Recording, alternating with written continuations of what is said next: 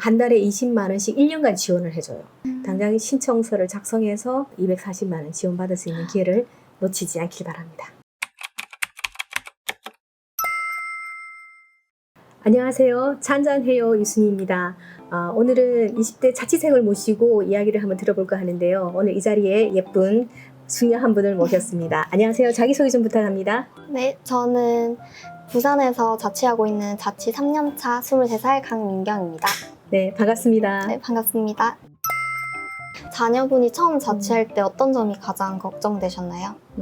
근데 사실 막상 자취를 한다니까 뭐 성인으로서 뭐 알아서 하겠거니 하고 믿었는데 한편으로는 걱정되는 게 혹시 저렇게 독립해서 살면서 친구들하고 자유가 있으니까 밤늦도록 술 마시고 다니면서 혹시나 밤길 안전이 좀 위험하지 않을까? 이런 걱정들을 좀 많이 했던 것 같아요. 얘들이 밥은 제때 해먹고 다니는지 주로 이제 어떻게 생활하는지 궁금해요. 자취하는 사람들은. 일단은 밥은 아무래도 해먹기보다는 시켜 먹고요. 해먹는 것보다 사 먹는 게 더 쌀 때가 많아가지고 다 남으니까 그렇지. 버리고 해서 맞아. 보통 시켜 먹을 때가 많고 자취 계약이 끝나면 이제 다른 방을 고르고 하는데 방을 고를 때 제일 고려해야 할 점이 어떤 점일까요? 첫째는 교통편이겠죠. 이제 만약에 학교하고 왔다 갔다 한다면 교통편이 가장 중요할 것 같고, 그 다음에 이제 그 청결하거나 안에 인테리어라든가 이제 실내가 뭐 곰팡이 피고 이러면 안 되니까 일단 깔끔하고 또 안전이 이제 취약하면 안 되겠죠. 뭐 방 샤시라든가 도어 같은 게 제대로 되는지. 그 다음에 또 중요한 게 임대료가 아닐까.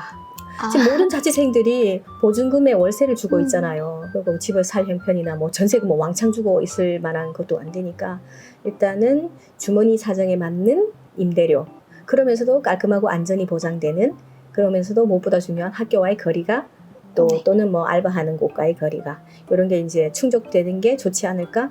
만약에 이제 딸이 그런 자취할 곳을 찾는다면 이런 위주로 알아볼 것 같은데요. 집에 들어가면 아무래도 혼자 있어서 허전한데 가족들이 보고 싶고 해서 집에 들어가기가 조금 꺼려지는 부분이 있습니다. 친구들을 뭐 불러서 집에서 뭐 음식을 만들어 먹거나 가급적이면 돈도 절약할 겸 친구들하고 마치고 집에 와서 속닥거리고 노는 게 좋지 않을까?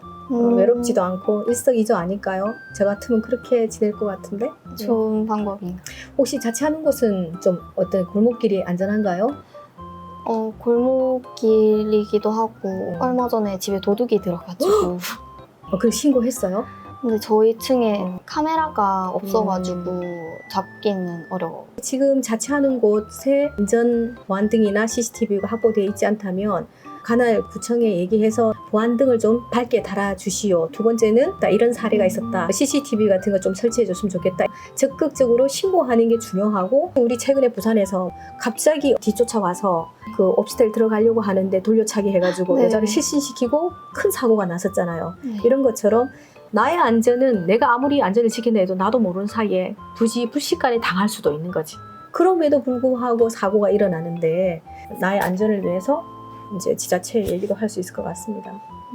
친구들한테도 그렇게 하라고 좀 해주세요. 네, 전해주도록 하겠습니다. 자취생에게 추천할 만한 국가 지원 같은 게 있을까요? 이게 지자체마다 다 다른데 우리 국가 차원에서 이제 국토부가 지원해주는 청년 월세 지원 같은 그런 제도가 있어요. 아마 올해 8월 중하순까지가 신청 마감 시점일 텐데, 신청하면 월세를 한 달에 20만 원씩 1년간 지원을 해줘요. 그러니까 지금 친구들 같은 경우는 다 해당이 될 것 같은데 당장 신청서를 작성해서 한번 신청하시고 월세 1년간 240만 원 지원받을 수 있는 기회를 놓치지 않길 바랍니다. 서로에게 독립이라는 어떤 의미인가요? 자취는 제가 볼 때는 완전한 독립은 아닌 것 같아요. 실제로 뭐 자취하면서 밥 해먹고 생활하고 모든 걸 다 하되 일종의 부모로부터 지원을 받는, 아직은 약간의 보호 아래 있는 듯한 느낌을 주고요. 자기 스스로가 이제 혼자 살아나갈 수 있는 모든 기반을 갖추고 해결해 나갈 때 정서적 독립, 육체적 독립, 경제적 독립, 이 세 가지가 완전히 다 이루어졌을 때 독립이라고 볼 수 있을 것 같아요. 저도 자취는 아무래도 학생 때 부모님의 경제적 지원을 받으면서 생활하는 게 전 자취라고 생각하고 있고요. 그리고 독립은 자기가 이제 경제적으로 이제 능력이 있고 뭐 월세라든지 보증금이라든지 아니면 핸드폰 나가는 거나 생활하는 생활비 같은 걸 전부 다 자기 혼자 할 수 있는 경제적 여건이 됐을 때 하는 게 독립이라고 생각합니다. 대학에 다니는 이제 학생들 인원수도 얼마 안 되는데 이 학생들에게 많은 혜택과 복지가 좀 주어져야 되겠다 이런 생각이 많이 들어요. 학교에 다니면서 자취를 하는 학생들은 요즘 어떤 고민을 안고 있고 어떻게 살아가는지 굉장히 궁금했는데 고민하고 생각했던 부분들의 여러 가지 궁금증을 해소할 수 있어서 오늘 만남 좋았습니다. 저도 감사합니다. 감사합니다.